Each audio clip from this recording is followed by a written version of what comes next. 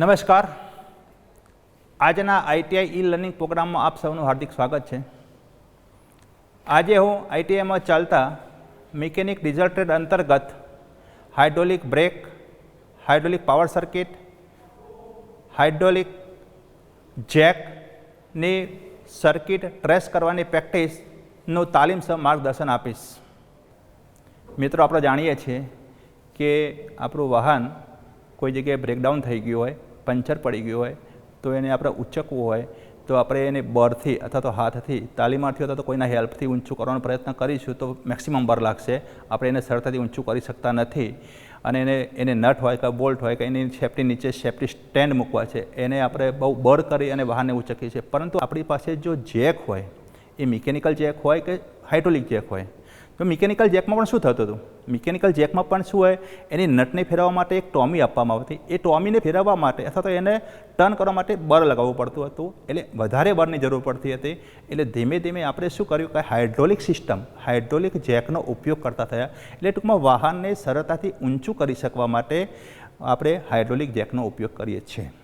મિત્રો, એ રીતે બ્રેક લગાડવા માટે પણ હાઇડ્રોલિક બ્રેક સિસ્ટમ જે ઇફેક્ટિવ બ્રેક લાગે, દાખલા તરીકે સાયકલની બ્રેક છે તો સાયકલની બ્રેક છે તો મિકેનિકલ બ્રેક છે, એની અંદર ઇફેક્ટિવ બ્રેક લાગતી નથી. પણ મિત્રો, હાઇડ્રોલિક સિસ્ટમના કારણે ઇફેક્ટિવ બ્રેક લાગતી હોય છે. તો આપણે મિત્રો આજના પ્રેક્ટિકલમાં hydraulic brake, hydraulic jack, hydraulic power steering એની સર્કિટ ટ્રેસ કરવાની તાલીમસર માર્ગદર્શન મેળવીશું.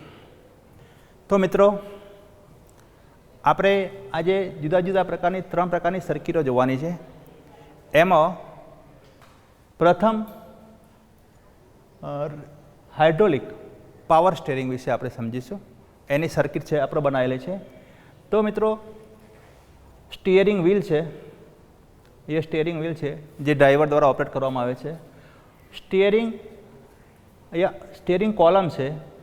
સ્ટીયરિંગ કોલમની અંદર એ સ્ટીયરિંગ ગિયરબોક્સ સાથે એ લિંકેજ જોડેલું હોય છે સાદા સ્ટીયરિંગમાં. આ રેક એન્ડ પિનિયન ટાઈપનું આ સ્ટીયરિંગ છે. સ્ટીયરિંગ ગિયરબોક્સ જેને કહેવાય. સ્ટીયરિંગની જે ડાબો તથા જમણી બાજુનું જે મૂવમેન્ટ છે એ રેક પિનિયન રેકને આપણે એક સામાન્ય રેક બનાવેલો છે. એ રેક પિનિયન કોને ફેરવે છે? આ રેકને. એટલે રેક ડાબી અથવા તો જમણી બાજુ ધકેલાય છે. એને કારણે રેક ધકેલાય એના કારણે આ ટાઈ રોડ છે, એ ટાઈ રોડ બહાર નીકળશે. આ ટાઈ રોડ બહાર નીકળશે એટલે આ ટાઈ રોડ અંદર ખેંચાશે. ટાઈ રોડની સાથે ડ્રેકલિંગ લાગેલું છે અને ડ્રેકલિંગનું કનેક્શન સ્ટબ એક્સલ દ્વારા આ ટાયર સાથે કરેલું હોય છે. આ સ્ટબ એક્સલ છે. તો મિત્રો, આની અંદર હાઇડ્રોલિક સિસ્ટમ આપેલી છે. તો હાઇડ્રોલિક સિસ્ટમમાં શું એમને એડ કર્યું વધારાનું? તો હાઇડ્રોલિક સિસ્ટમની અંદર આ રેક અને પિનિયન, આ રેકને ફેરવવા માટે, પિનિયનને ધક્કો મારવા, રેકને ધક્કો મારવા માટે આપણે હાઇડ્રોલિક પ્રેશર આપવામાં આવે છે. તો અહીંયા એક પંપ આપેલો હોય છે, પંપ અને રિઝર્વોયર. આની અંદર હાઇડ્રોલિક પાવર સ્ટીયરિંગનું ઓઇલ, હાઇડ્રોલિક ઓઇલ ભરેલું હોય છે. એની અંદર હાઈ પ્રેશર પાઇપ, જે ઓઇલ જવા માટેની પ્રેશરની પાઇપ આપેલી હોય છે. એક વાલ્વ હોય છે જેને આપણે રોટરી વાલ્વ અથવા તો કંટ્રોલ વાલ્વ કહે છે. એ રોટરી વાલ્વ અથવા તો કંટ્રોલ વાલ્વ એ પાવર અથવા સ્ટીયરિંગ કોલમ અથવા તો સ્ટીયરિંગ આર્મ દ્વારા ઓપરેટ થાય છે. અને એ જે ફ્લુઇડ ખરો, એ ફ્લુઇડ આ પાઇપ મારફતે, અહીંયા તમે જોશો તો 2 પાઇપો આપેલી છે અને એ પિસ્ટન છે, રેક એન્ડ પિનિયન. એટલે પિસ્ટનની પર અહીંયા શું કરવામાં આવે છે? ઓઇલનું પ્રેશર આપવામાં આવે છે અને અહીંયા પણ ઓઇલનું પ્રેશર આવશે. દાખલા તરીકે વાહનને આપણે ડાબી તરફ મૂવ કરીએ છીએ અથવા તો જમણી તરફ મૂવ કરીએ છીએ, જે બાજુ મૂવ કરીએ છીએ એ પ્રમાણે અહીંયા સ્ટીયરિંગ વ્હીલ દ્વારા એ રોટરી વાલ્વ અથવા તો કંટ્રોલ વાલ્વ ઓપરેટ થાય છે. જ્યાં સુધી આપણે સ્ટીયરિંગ વ્હીલને સીધું રાખીએ છીએ એ વખતે કંટ્રોલ વાલ્વ કામ કરતો નથી હોતો. તો જ્યારે આપણે સ્ટીયરિંગ વ્હીલને ડાબી અથવા તો જમણી બાજુ મૂવ કરીએ છીએ એ વખતે રોટરી વાલ્વ અથવા તો જેને આપણે કંટ્રોલ વાલ્વ કહે છે એ કંટ્રોલ વાલ્વ ઓપરેટ થાય છે. તો મિત્રો, સર્કિટ જોઈએ આપણે. તો આ દરેક ભાગો વિશે સમજાય આપણે. તો એની સર્કિટની અંદર જ્યારે આપણે પાવર સ્ટીયરિંગ વ્હીલને ડાબી અથવા તો જમણી બાજુ ડ્રાઈવર દ્વારા ઓપરેટ કરવામાં આવે છે એ વખતે અહીંયા આપેલો કંટ્રોલ વાલ્વ અથવા જેને આપણે રોટરી વાલ્વ કહીએ છીએ, એ રોટરી વાલ્વ ક્યારે કામ કરશે? જ્યારે વ્હીલને ડાબી અથવા તો જમણી બાજુ મૂવ કરીએ છીએ એ વખતે કંટ્રોલ વાલ્વ દ્વારા જે ફ્લુઇડ ખરું એ ફ્લુઇડ અહીંયા પિસ્ટનની આ બાજુ અથવા તો પિસ્ટનની આ બાજુ, એ વખતે અહીંયા પિસ્ટનની આ બાજુ ઓઇલ આવશે. તો આ શું થશે? આમ પ્રેશર કરશે એટલે રેક બહાર ધકેલાશે. અહીંયા ઓઇલ આવશે તો આ પિસ્ટન આમ ધકેલાશે એટલે આ રેક આ રીતે બહાર ધકેલાશે. રેક આ બાજુ ધકેલાશે, મીન્સ કે ડાબી અથવા જમણી બાજુ, તો એ રેકને હાઇડ્રોલિક પ્રેશર, હાઇડ્રોલિકનું દબાણ, હાઇડ્રોલિક પ્રેશરવાળું ઓઇલ જે પંપ દ્વારા આપણે ઓપરેટ કરીએ છીએ, એ ઓઇલ દ્વારા રેકને ઇઝીથી મૂવ કરાવી શકશું. એના કારણે રેક ધકેલાશે, રેકના કારણે ટાઈ રોડ ધકેલાશે, ટાઈ રોડ દ્વારા ડ્રેકલિંગ અને ડ્રેકલિંગ દ્વારા સ્ટબ એક્સેલ મૂવ કરશે. એટલે ટૂંકમાં હાઇડ્રોલિક પાવર સર્કિટ દ્વારા આપણે શું સમજવા માગીએ છીએ કે હાઇડ્રોલિક પાવર સર્કિટની અંદર કયા કયા ભાગો કઈ રીતે જોડાયેલા હોય છે. મિત્રો, આ હતી આપણી હાઇડ્રોલિક પાવર સ્ટીયરિંગની સર્કિટ. આપણે હવે વાસ્તવિક આપણી જોડે એક મોડલ છે હાઇડ્રોલિક પાવર સ્ટીયરિંગનું, એની ઉપર આપણે થોડુંક વધુ ડિટેલ્સમાં સમજીશું, જેથી કરીને આપણને વધુ ખ્યાલ આવશે. મિત્રો, આ છે આપણું steering wheel. Steering wheel driver દ્વારા ડાબી અથવા તો જમણી બાજુ આપણે સ્ટીયરિંગ કોલમની અંદર સ્ટીયરિંગ શાફ્ટ, અહીંયા એક યુનિવર્સલ જોઈન્ટ આપેલો છે. જો કોઈ એંગલ આવે સ્ટીયરિંગ વ્હીલથી અથવા તો કોઈ એંગલ આપે તો એંગલ મેન્ટેન કરવા માટે અહીંયા યુનિવર્સલ આપેલું હોય છે. એ યુનિવર્સલ એટલે મીન્સ કે સ્ટીયરિંગ શાફ્ટ જ છે. એક યુનિવર્સલ છે, એક બીજું યુનિવર્સલ અહીંયા છે. અહીંયા એક વાલ્વ આપેલો છે જેને આપણે કંટ્રોલ વાલ્વ અથવા તો રોટરી વાલ્વ કહીએ છીએ. આ છે રિઝર્વોયર. આની અંદર હાઇડ્રોલિક ફ્લુઇડ ભરવામાં આવતું હોય છે. એની અંદર બે પાઇપો આપેલી છે હાઇડ્રોલિક ઓઇલને પસાર થવા માટે. એક છે અંદર પંપ દ્વારા ખેંચાશે અને એક પાઇપ છે રિટર્ન. મિત્રો, જ્યારે અહીંયા જોઈએ તો બે પાઇપો આપેલી છે. અહીંથી રોટરી વાલ્વમાંથી બે પાઇપો નીકળે છે. એક પાઇપ અહીંથી વચ્ચેના ભાગમાં પિસ્ટન હશે, એક પાઇપ પિસ્ટનની આ બાજુ પ્રેશરવાળી ઓઇલની, અને એક પાઇપ પિસ્ટનની આ બાજુ. વચ્ચે અહીંયા પિસ્ટન હશે, આપણને દેખાતો નથી, કટ સેક્શનમાં તો ખ્યાલ આવે, પણ અહીંયા વચ્ચે પિસ્ટન હશે. એટલે જ્યારે અહીંયા છે ડ્રેકલિંગ, આ ડ્રેકલિંગ છે અને આ ટાઈ રોડ છે.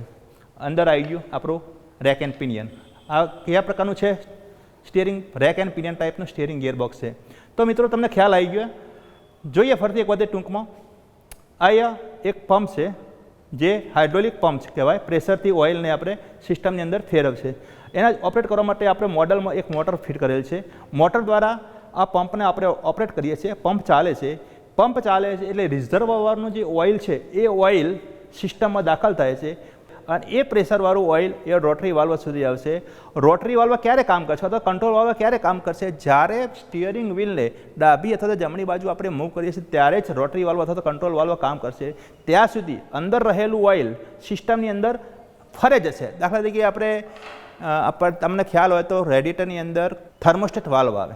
એ થર્મોસ્ટેટ વાલ્વ ક્યારે ખુલે? કે જ્યારે એન્જિનનું ટેમ્પરેચર 80 ડિગ્રી સેન્ટીગ્રેડ થાય ત્યારે થર્મોસ્ટેટ વાલ્વ ખુલે છે. ત્યાં સુધી રેડિએટરનું પાણી એન્જિનમાં જ્યાં સિવાય રેડિએટરમાં જ ફરે છે. જ્યાં સુધી પાણીનું ટેમ્પરેચર 80 ડિગ્રી સેન્ટીગ્રેડ થાય છે ત્યારે જ થર્મોસ્ટેટ વાલ્વ ખોલવાના કારણે એ પાણી એન્જિનની અંદર સર્ક્યુલેટ થતું હોય છે. તો મિત્રો, કંઈક આમાં એવું જ છે કે અહીંયા જે ઓઇલ છે એ ઓઇલ જ્યાં સુધી પંપ ચાલે છે એટલે એ ઓઇલનું સર્ક્યુલેશન ચાલુ જ રહેશે. પણ એ ઓઇલ જ્યાં સુધી આપણે સ્ટીયરિંગ વ્હીલને ડાબી અથવા જમણી બાજુ મૂવ કરતા નથી ત્યાં સુધી એ ઓઇલ સર્ક્યુલેટ થઈ જશે. આ સિસ્ટમની અંદર પંપ ઓપરેટ કરશે એટલે રોટરી વાલ્વ અથવા તો કંટ્રોલ વાલ્વ ખુલતો નહીં હોય અને ઓઇલ એની અંદર સર્ક્યુલેટ થયા કરે છે. જેવું સ્ટીયરિંગ વ્હીલને આપણે ડાબી અથવા તો જમણી બાજુ મૂવ કરીએ છીએ તરત જ કંટ્રોલ વાલ્વ દ્વારા એ ઓઇલ પિસ્ટન ઉપર, પિસ્ટનની આ બાજુ અથવા તો પિસ્ટનની આ બાજુ દાખલ થાય છે, જે પોઝિશન હશે એ પ્રમાણે. તો જ્યારે ઓઇલ શા માટે આપણે, તો આપણને ખબર છે કે ભાઈ રેક એન્ડ પિનિયન ટાઈપ છે, એની અંદર આપણે હાઇડ્રોલિક પાવર સ્ટીયરિંગ એટલે સરળતાથી વાહનને ડાબી અથવા જમણી બાજુ મૂવ કરી શકીએ. એટલા માટે આપણે હાઇડ્રોલિક પાવર સ્ટીયરિંગનો ઉપયોગ કરતા હોઈએ છીએ. તો એ પ્રેશરવાળું ઓઇલ રેક ઉપર આવશે, રેકને ધક્કો મારશે, રેક ડાબી અથવા જમણી બાજુ ધકેલાશે. એના કારણે ટાઈ રોડ ધકેલાય છે. ટાઈ રોડ દ્વારા ડ્રેકલિંગ અને ડ્રેકલિંગ દ્વારા સ્ટબ એક્સેલ સાથે ટાયર જોડાયેલું હોય છે અને એના કારણે વાહન ડાબી અથવા જમણી બાજુ ઓછા બળે ટર્ન કરી લઈ શકીએ છીએ. તો મિત્રો, આ હતી આપણી હાઇડ્રોલિક પાવર સ્ટીયરિંગની સર્કિટ. તો મિત્રો, આપણે હાઇડ્રોલિક પાવર સ્ટીયરિંગ આપણને કઈ રીતે સરળતાપૂર્વક વાહનને ડાબી અથવા જમણી બાજુ મૂવ કરી શકાય છે એના વિશે સમજ્યા. એ જ રીતે હવે આપણે વાહનમાં લાગતી હાઇડ્રોલિક બ્રેક અને એના વડે આપણે વાહનને કઈ રીતે ઓછા બળે અસરકારક રીતે બ્રેક લગાડી શકીએ છીએ એના આપણે એક સર્કિટ ડાયાગ્રામ બનાવે છે. તો મિત્રો, આપણે એ સર્કિટ જોઈએ. તો મિત્રો, આ હાઇડ્રોલિક બ્રેક સિસ્ટમ છે. હાઇડ્રોલિક બ્રેક સિસ્ટમનો આપણે લાઈન ડાયાગ્રામ અહીંયા એવો પ્રયત્ન કરવામાં આવ્યો છે કે અત્યારની જે લેટેસ્ટ ટેકનોલોજી છે ને ડિસ્ક બ્રેક, એ પણ આપણે સમજાવવાનો પ્રયત્ન કર્યો છે. અને આપણી આ ડ્રમ બ્રેક છે. બંને પ્રકારની હાઇડ્રોલિક બ્રેક સિસ્ટમ આપણે સમજાવવાનો પ્રયત્ન કર્યો છે. તો આ છે રિઝર્વોયર જે માસ્ટર સિલિન્ડરના ઉપર જ બનેલો હોય છે. આ માસ્ટર સિલિન્ડર છે. માસ્ટર સિલિન્ડર ટેન્ડમ ટાઈપનો છે. માસ્ટર સિલિન્ડરનું ફંક્શન આપણે આખી સિસ્ટમમાં સમજીશું. અત્યારે આપણે સર્કિટ જ સમજવાની છે. તો માસ્ટર સિલિન્ડરની અંદર ટેન્ડમ માસ્ટર સિલિન્ડરમાં રહેલું ઓઇલ એક ડિસ્ક એટલે મીન્સ કે આગળના ભાગમાં જશે અને એક ઓઇલ છે કંટ્રોલિંગ થઈ અને પાછળના ભાગમાં જાય છે. મિત્રો અહીંયા શું કર્યું, એ કંટ્રોલ પ્રેશરવાળું પ્રેશરાઇઝ ઓઇલ પ્રેશર પાઇપ મારફતે ડ્રમની અંદર રહેલા વ્હીલ સિલિન્ડર સુધી પહોંચે છે. વ્હીલ સિલિન્ડર વ્હીલમાં લાગે છે એટલે વ્હીલ સિલિન્ડર છે. માસ્ટર સિલિન્ડર એટલે માસ્ટર છે, બધા વ્હીલ સુધી ઓઇલ પહોંચાડવા માટે, એટલે વ્હીલ સિલિન્ડર સુધી પહોંચાડે છે. વ્હીલ સિલિન્ડરની અંદર રહેલા પિસ્ટન, બે બાજુ પિસ્ટન હોય છે, એક પિસ્ટન આ બાજુ ધકેલા છે, એક પિસ્ટન આ બાજુ ધકેલા છે. એટલે બંને સાઈડ પછી શું બ્રેક શૂ લાગેલા હોય છે. એ બ્રેક શૂને એક્સપાન્ડ કરે છે, બહારની તરફ ધકેલે છે અને બ્રેક જે ડ્રમ ફરતું હોય છે ફરતા ડ્રમના કોન્ટેક્ટમાં આવશે એટલે બ્રેક લાગે છે. તો આ થઈ માસ્ટર હાઇડ્રોલિક બ્રેક સર્કિટ. જ્યારે બ્રેક પેડલ છોડી દેવામાં આવે છે એટલે અહીંથી આપણે દબાણ હળવું થઈ ગયું એટલે બ્રેક પેડલ રિટર્નિંગ સ્પ્રિંગના કારણે પાછું આવશે. અંદર રહેલું પ્રેશર ઓછું થવાના, દબાણ ઓછું થવાના કારણે અહીંયા જે સિસ્ટમમાં છે ઓઇલ પાછું આવશે. કેમ પાછું આવશે? કારણ કે અહીંયા બ્રેક પેડલ રિટર્નિંગ સ્પ્રિંગ છે અને પેડલ રિટર્નિંગ સ્પ્રિંગના મદદથી પેડલ પાછું આવશે અને બ્રેક શૂ રિટર્નિંગના કારણે, કારણ કે બ્રેક શું છે સ્પ્રિંગ ટેન્શન વિરુદ્ધ એક્સપાન્ડ થયેલા હોય છે એટલે તમે દબાણ હળવું કરશો એટલે દબાણના કારણે બ્રેક શૂ પાછા મૂળ પોઝિશનમાં આવશે એટલે પિસ્ટન પાછા મૂળ પોઝિશનમાં આવશે એટલે એની અંદર રહેલું ઓઇલ રિટર્ન થશે અને રિટર્ન થયેલું ઓઇલ પાછું માસ્ટર સિલિન્ડરમાં થઈ અને રિઝર્વોયરમાં દાખલ થઈ જતું હોય છે. તો મિત્રો આ હતી આપણી હાઇડ્રોલિક બ્રેક સિસ્ટમ. એની અંદર પાછળના ભાગમાં ડ્રમ બ્રેક અને આગળના ભાગમાં ડિસ્ક બ્રેક. તો ડિસ્ક બ્રેકમાં જોઈએ તો એક પાઇપલાઇન આગળના ભાગમાં આવશે એટલે કેલિપરમાં રહેલા પિસ્ટન ઉપર ઓઇલનું દબાણ આપશે અને પિસ્ટન બહારની તરફ ધકેલાવાના કારણે એની ઉપર રહેલા બ્રેક શૂ એ ફરતી ડિસ્કના કોન્ટેક્ટમાં આવે છે અને બ્રેક લાગે છે. જ્યારે પેડલ ઉપરથી દબાણ આપણે હળવું કરી દઈએ છીએ એટલે એને દબાણ પ્રેશર રિલીઝ થતો એ ઓઇલ પાછું રિઝર્વોયરમાં માસ્ટર સિલિન્ડરમાંથી એને રિઝર્વોયરમાં દાખલ થતું હોય છે. તો મિત્રો આ હાઇડ્રોલિક બ્રેક સિસ્ટમ હતી. આ હાઇડ્રોલિક બ્રેક સિસ્ટમનો આપણે લેઆઉટ દ્વારા સમજાવવાનો પ્રયત્ન કર્યો, પણ આપણી પાસે હવે વાસ્તવિક મોડલ પણ અવેલેબલ છે. તો તાલીમાર્થી મિત્રો તમને વ્યવસ્થિત અને ઊંડાણપૂર્વક સમજણ પડે એવા પ્રયત્ન માટે હું તમને મોડલ ઉપર એ હાઇડ્રોલિક બ્રેક સિસ્ટમ કઈ રીતે કામ કરે છે, એની અંદર કયા કયા ભાગો લાગેલા હોય છે, હાઇડ્રોલિક સિસ્ટમની અંદર રહેલો બ્રેક ઓઇલ કઈ રીતે કામ કરે છે, આ હું તમને સમજાવવાનો પ્રયત્ન કરું જેથી કરીને તમને વધુ ઊંડાણપૂર્વક એ વિશે સમજણ પડે. પેલા ભાગો જોઈ લઈએ મિત્રો. તો એ બ્રેક પેડલ છે.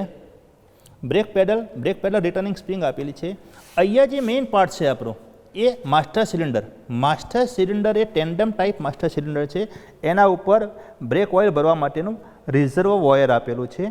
એની અંદર પ્રેશર પાઇપ જે હાઇડ્રોલિક જે ઓઇલ ખરું એ પ્રેશરપૂર્વક અંદર વહન થઈ શકે એટલા માટે હાઇડ્રોલિક પાઇપ આપેલી હોય છે. એક પાઇપ છે અહીંયા જશે કેલિપરમાં અને એક પાઇપ છે હાઇડ્રોલિક, અહીંથી બે પાઇપો નીકળે છે ટેન્ડમ માસ્ટર સિલિન્ડરમાંથી બે. ટેન્ડમ એટલે બે, જેની અંદર ટેન્ડમ માસ્ટર સિલિન્ડરની ખાસિયત જ એ છે કે જો એક સિસ્ટમ આગળની અથવા તો પાછળની સિસ્ટમ બ્રેક સિસ્ટમ ફેલ થઈ જાય તો પણ આપણે ધીમે ધીમે અસરકારક બ્રેક મારી શકીએ એટલા માટે એની અંદર ટેન્ડમ માસ્ટર સિલિન્ડરનો ઉપયોગ કરવામાં આવતો હોય છે. તો એક લાઇન છે આપણી ડ્રમની અંદર આવે છે અને એક લાઇન જાય છે આપણી કેલિપરમાં. આ રીતે આપણી હાઇડ્રોલિક બ્રેક સિસ્ટમનો અંદર જે લેઆઉટ સમજ્યા એ લેઆઉટ પ્રમાણે આપણે વાસ્તવિક અહીંયા મોડેલ દ્વારા સમજ્યા. તો મિત્રો સમજીએ, જ્યારે ડ્રાઈવર દ્વારા પેડલ ઓપરેટ કરવામાં આવે છે ત્યારે પુશ રોડ દ્વારા માસ્ટર સિલિન્ડરમાં રહેલું બ્રેક ઓઇલ પ્રેશરથી ટેન્ડમ માસ્ટર સિલિન્ડર દ્વારા અહીંયા વ્હીલ સિલિન્ડર સુધી પહોંચે છે. વ્હીલ સિલિન્ડર ડ્રમની અંદર લાગેલો હોય છે એટલે અહીંયા પ્રેશરવાળું ઓઇલ આવશે અને એ પ્રેશરવાળું ઓઇલ અંદર વ્હીલ સિલિન્ડર આપેલા હોય છે. એ વ્હીલ સિલિન્ડર બહારની તરફ એક્સપાન્ડ થાય છે અને એના પર રહેલો બ્રેક શૂ ફરતા ડ્રમના કોન્ટેક્ટમાં આવે છે અને બ્રેક લાગે છે. બીજી એક પાઇપલાઇન જાય છે મિત્રો, જોશો તો તમે ક્યાં જાય છે, અહીંથી કેલિપરમાં. આની અંદર પણ આટલા સુધી ઓઇલ આવશે. આ કેલિપર છે. કેલિપરની અંદર ઓઇલ પ્રેશર એ અંદર રહેલા પિસ્ટનને દબાવે છે અને પિસ્ટનને દબાવે છે એટલે કેલિપરમાં રહેલા અંદર જે બ્રેક શૂ હોય છે એ દબાય છે અને ફરતા ડિસ્કના કોન્ટેક્ટમાં આવે છે અને ડિસ્ક ફરતી રોકાય છે એટલે ટાયર ફરતું અટકે છે અને આ રીતે ડિસ્ક બ્રેક કામ કરે છે અને ડ્રમ બ્રેક કામ કરે છે. તો મિત્રો આપણે હાઇડ્રોલિક બ્રેક સિસ્ટમનો ચાર્ટ દ્વારા લેઆઉટ સિસ્ટમ સમજ્યા અને એક મોડલ દ્વારા પેડલ ઓપરેટ કરીએ. ટેન્ડમ માસ્ટર સિલિન્ડરમાં રહેલું ઓઇલ છે એ સિસ્ટમની અંદર પાછળના ભાગમાં અને આગળના ભાગમાં વેચાય છે. પાછળના ભાગમાં ડ્રમ બ્રેક જનરલી આપેલી હોય છે, આગળના ભાગમાં ડિસ્ક બ્રેક આપેલી હોય છે. જ્યાં ઓઇલ પ્રેશરવાળું ઓઇલ પાછળના ભાગમાં રહેલા બ્રેક ડ્રમની અંદર રહેલા વ્હીલ સિલિન્ડર સુધી પહોંચે છે, વ્હીલ સિલિન્ડરને એક્સપાન્ડ કરે છે અને ફરતા ડ્રમના કોન્ટેક્ટમાં બ્રેક શૂ આવવાથી ફરતું ડ્રમ અટકે છે અને આ રીતે ડ્રમ બ્રેક લાગે છે. એ જ રીતે આગળના ભાગમાં પણ પ્રેશરવાળું ઓઇલ જાય છે, કેલિપર સુધી પહોંચે છે, કેલિપરમાં રહેલા પિસ્ટનને ઓપરેટ કરે છે અને એની અંદર રહેલા જે બ્રેક શૂ છે એ બ્રેક શૂને ડિસ્ક સાથે કોન્ટેક્ટ કરી અને ફરતી ડિસ્કને અટકાવે છે અને આ રીતે ફરતી ડિસ્ક અટકાવે છે એટલે એની સાથે લાગેલું ટાયર અટકે છે અને આ રીતે બ્રેક લાગતી હોય છે. મિત્રો, આ હતી આપણી હાઇડ્રોલિક બ્રેક સિસ્ટમ. તો મિત્રો, મેં તમને સમજાવ્યું એ પ્રમાણે આ છે ડ્રમ બ્રેક અને આ છે ડિસ્ક. ડિસ્ક ટાયર સાથે લાગેલી હોય છે. જ્યારે આપણે ઓપરેટ કરીશું ત્યારે એક જ પેડલ પણ એક જ છે અને માસ્ટર સિલિન્ડર પણ આપણા જોડે એક જ છે. જ્યારે આ રીતે ડ્રમ ફરતું હોય છે એટલે આપણે જ્યારે બ્રેક મારીએ છીએ તો આ રીતે બ્રેક પણ ડ્રમ પણ ફરતું અટકી જાય છે અને આ રીતે ડિસ્ક પણ ફરતી અટકી જાય છે. એટલે આપણા ટાયર રોડ સાથે સંપર્કમાં રહી અને બ્રેક લાગે છે. જો આપણે પેડલ પરથી દબાણ લઈ લઈશું એટલે ડ્રમ પણ ફરે છે અને અહીંયા ડિસ્ક પણ ફરે છે. જેવું આપણે પેડલ ઓપરેટ કરીશું એટલે ડ્રમ બ્રેક લાગે છે અને ડિસ્ક બ્રેક પણ લાગે છે. મિત્રો, આ હતી આપણી હાઇડ્રોલિક બ્રેક સિસ્ટમ. તો તાલીમાર્થી મિત્રો, આપણે હાઇડ્રોલિક બ્રેક એના વિશે સર્કિટ દ્વારા બધું સમજવાનો પ્રયત્ન કર્યો. હવે મિત્રો, હાઇડ્રોલિક જેક, આપણા હાઇડ્રોલિક જેકનું ફંક્શન પણ આપણે સમજીએ છીએ કે હાઇડ્રોલિક જેક એ આપણને વાહનને ઉંચકવા માટે એકદમ સરળતાથી વાહનને ઉંચકી શકીએ છીએ. શરૂઆતમાં આપણે જોયું. તો એ હાઇડ્રોલિક જેકની અંદર હાઇડ્રોલિક જેક કઈ રીતે કામ કરે છે, એની અંદર કયા કયા ભાગો હોય છે એ આપણે એક સર્કિટ દ્વારા અથવા એક લાઇન ડાયાગ્રામ દ્વારા સમજવાનો પ્રયત્ન કરીએ છીએ. મિત્રો, એક આ કટ સેક્શન છે હાઇડ્રોલિક જેકનું. તો એની અંદર એક હેન્ડલ છે. હેન્ડલ દ્વારા એને ઓપરેટ કરીએ છીએ એટલે એક આ પ્લન્જર છે. એક અંદર રિઝર્વ વાયર છે. રિઝર્વ વાયરની અંદર એક આઉટલેટ વાલ્વ આપેલો હોય છે, એક ઇનલેટ વાલ્વ આપેલો હોય છે. મિત્રો, જે પ્રેશર હોય છે એ પ્રેશરને રિલીઝ કરવા માટે અહીંયા રિલીઝ વાલ્વ આપેલો હોય છે. અહીંયા એક નોમ આપેલું હોય છે, આપણને દેખાશે જેક ઉપર. જ્યારે પ્રેશર આપીએ છીએ જ્યારે એને આપણે ઓપરેટ કરવાનો હોય છે એ વખતે આપણે વાલ્વને ફિટ કરીએ છીએ. વાલ્વ ફિટ કર્યા પછી આપણે હેન્ડલ દ્વારા એના પ્રેશર અપડાઉન એની મૂવમેન્ટ આપીએ છીએ એટલે પ્રેશર ક્રિએટ થાય છે. એ પ્રેશર ક્રિએટ થાય છે એટલે એ અહીંયા રહેલો એક પ્લન્જર ઓપરેટ થાય છે અને પ્લન્જર સાથે લાગેલો એક આર્મ, એ આર્મ ઉપરની તરફ ઉચકાય છે અને એક આનું રેસ્ટ છે એના ઉપર રહેલું વજન ઉચકાય છે. આપણે જનરલી હાઇડ્રોલિક જેકનો ઉપયોગ વાહનને ઉચકવા માટે કરતા હોઈએ છીએ. તો મિત્રો, આ એના ટાયર છે જેથી કરીને આપણે એક જગ્યાએથી બીજી જગ્યાએ એને સરળતાથી ફેરવી શકીએ.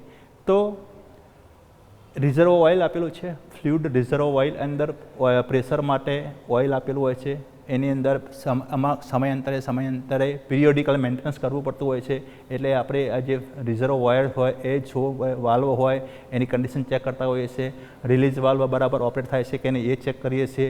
પછી આર્મ છે તો આર્મમાં લિંકેજો બરાબર છે કે નહીં એ પણ ચેક કરતા હોઈએ છીએ. મિત્રો, ટૂંકમાં આ છે આપણે હાઇડ્રોલિક જેકનો કટ સેક્શન. તાલીમાર્થી મિત્રો, કટ સેક્શન સાથે સાથે આપણી પાછે વાસ્તવમાં હાઇડ્રોલિક જેક પણ અવેલેબલ છે. તો તાલીમાર્થી મિત્રો, સર્કિટની સાથે સાથે હું તમને હાઇડ્રોલિક જેકના પાર્ટ્સ, વાસ્તવિક હાઇડ્રોલિક જેક આપણી પાસે છે એમાં સમજાવવાનો પ્રયત્ન કરું, જેથી કરીને આપણને સર્કિટ દ્વારા પણ ખ્યાલ આવે અને વાસ્તવિક જેક દ્વારા પણ એ પાર્ટ્સ અથવા તો જે તે યુનિટ્સ વિશે આપણને પ્રોપર ગાઈડલાઇન મળી શકે. તો તાલીમાર્થી મિત્રો, આપણે હમણાં સર્કિટમાં જોયું એ પ્રમાણે આ છે આપણે હાઇડ્રોલિક જેક. સર્કિટ દ્વારા આપણે પ્રયત્ન કર્યો કે ભાઈ હાઇડ્રોલિક જેક કઈ રીતે કામ કરે છે અને કયા કયા ભાગો એની અંદર લાગેલા હોય છે. પણ આપણી પાસે વાસ્તવમાં હાઇડ્રોલિક જેક અવેલેબલ છે. તો તાલીમાર્થી મિત્રો, આ છે એનું હેન્ડલ જે આપણે ઓપરેટ કરતા હોઈએ છીએ.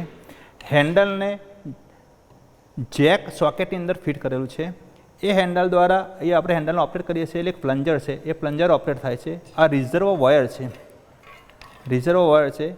આ કવરિંગ પ્લેટ છે, ઉપર રાખેલી કવરિંગ પ્લેટ છે, અંદર છે રિઝર્વ ઓઇલ, અંદર એક પ્લન્જર આપેલું છે. આમ એના મેઇન આ જે પાર્ટ છે એનો આર્મ કહેવાય, આર્મ બરાબર, એ આર્મ છે.